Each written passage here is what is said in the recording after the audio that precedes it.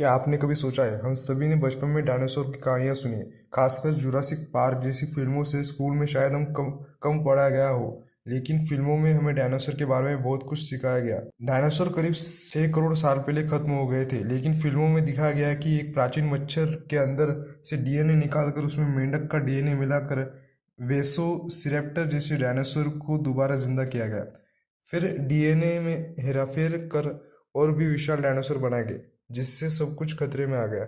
अब हकीकत में डायनासोर तो खत्म हो चुके हैं, लेकिन इंसान अब इतना स्मार्ट हो चुका है कि डीएनए के जरिए फिर से नामशेष जीवों को जीवित कर रहा है। इसी तकनीक से इंसानों ने 10,000 साल पहले खत्म हो चुकी एक प्रजाति को दोबारा जीवित किया कर दिखाया है। इसका नाम है डायर वुल्फ। शायद आपने इनके बच्चों की फोटो या वीडियो सोशल मीडिया पर जरूर देखी होगी।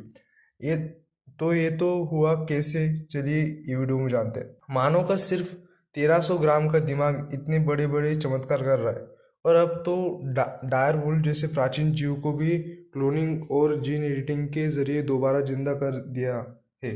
डायर वुल्फ वो प्रजाति है जो आपने गेम ऑफ थ्रोन्स में देखी थी, जिसमें स्टार्क फैमिली के पास बड़े बड़े वुल्फ थे। ये वही थे डायर वॉल्स।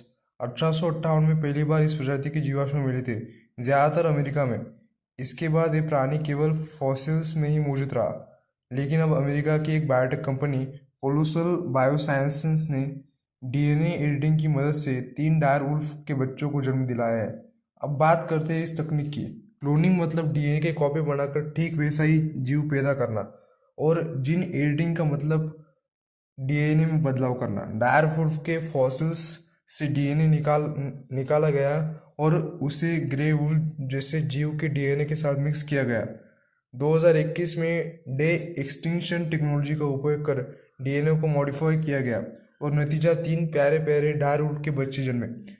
इनमें से 2 का नाम रखा गया रोमुलस और रेमस। इनका जन्म 1 अक्टूबर 2024 को हुआ था।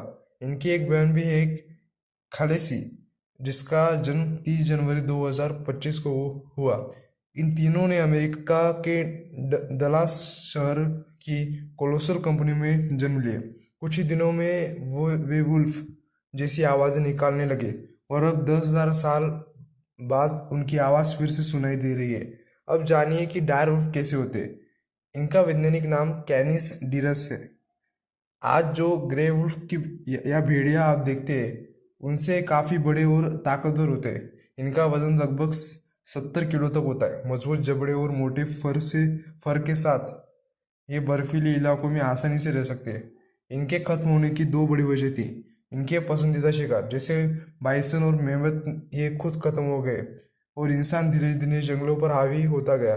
जबकि डायर वुल्फ वापस आ गए हैं, तो रेड वुल्फ और टस्कन लायन जैसी खतरे में पड़ी प्रजातियों को भी बचाया जा सकता है।